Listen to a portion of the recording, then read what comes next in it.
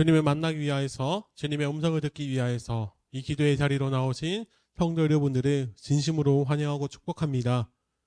오늘 찾으신 하나님의 말씀은 욥기 22장 말씀입니다.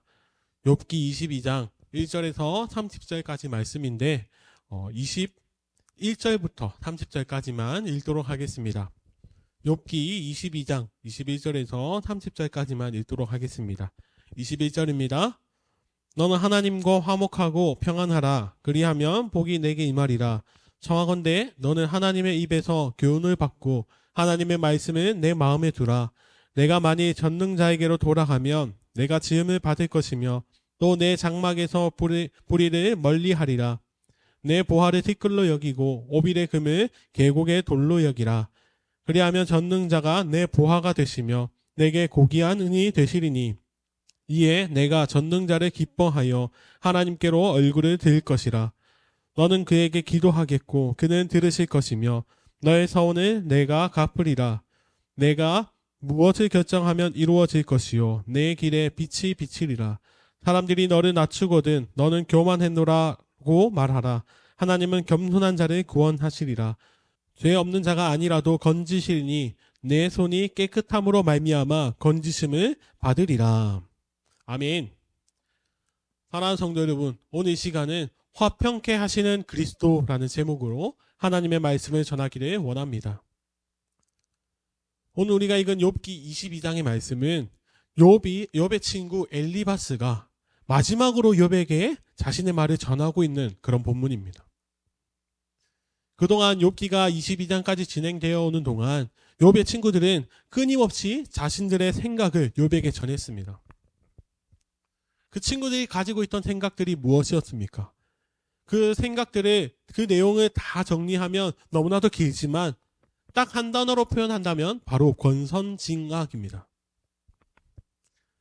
엘리바스는 자신이 살아가고 있는 이 세상이 권선징악의 원리가 지배하는 세상이라고 생각하고 있었습니다.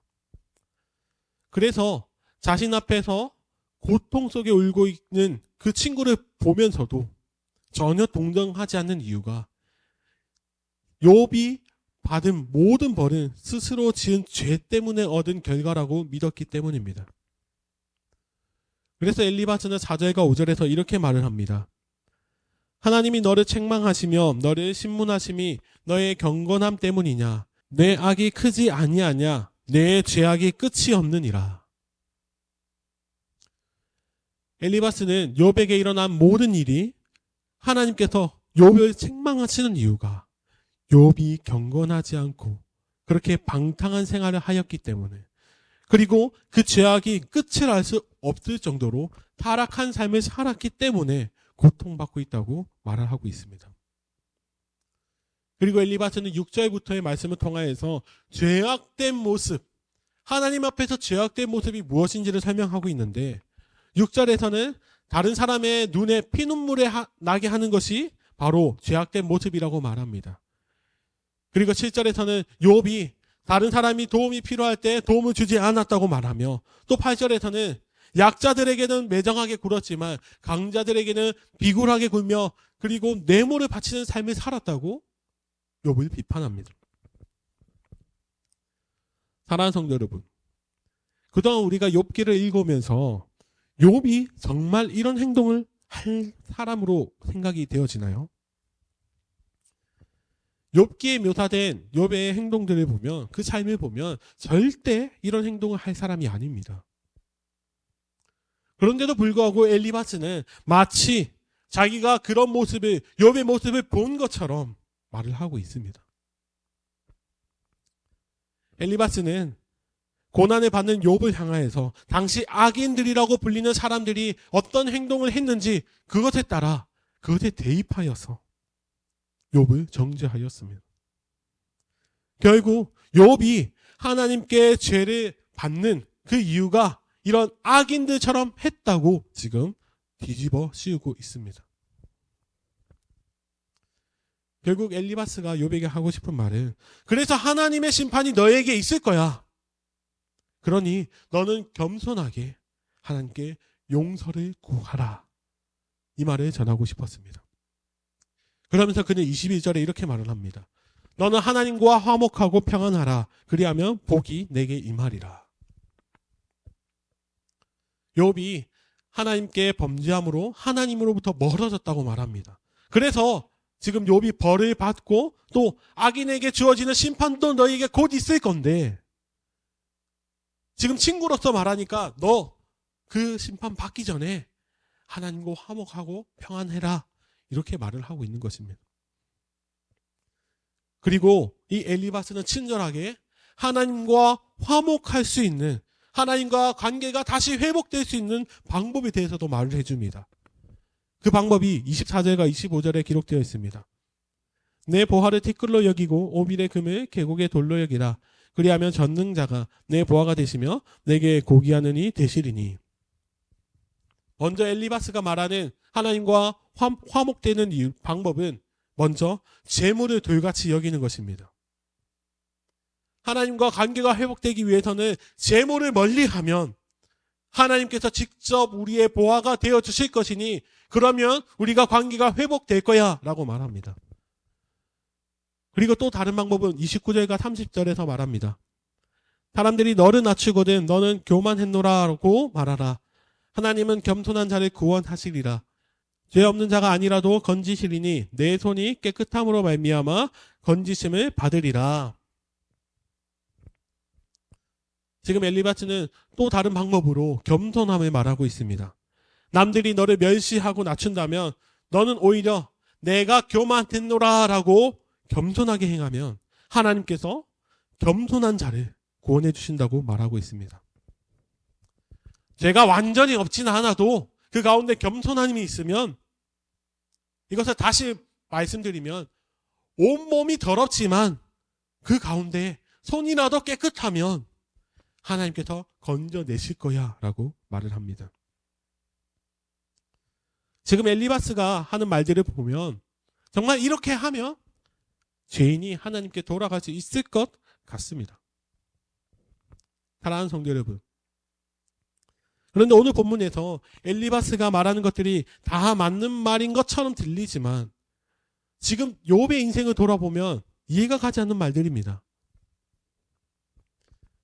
금은 보화를 티끌처럼 여기라고 하는데 이미 욥의 인생에는 모든 재산이 사라져서 모든 것이 다 티끌처럼 되어 있습니다. 그리고 자신을 낮춰 겸손하라고 말을 하는데 이미 자신의 모든 권위와 그리고 자존심이 바닥으로 내팽개쳐져 있는 그런 바닥 같은 인생을 살아가고 있는 삶이 바로 욥입니다.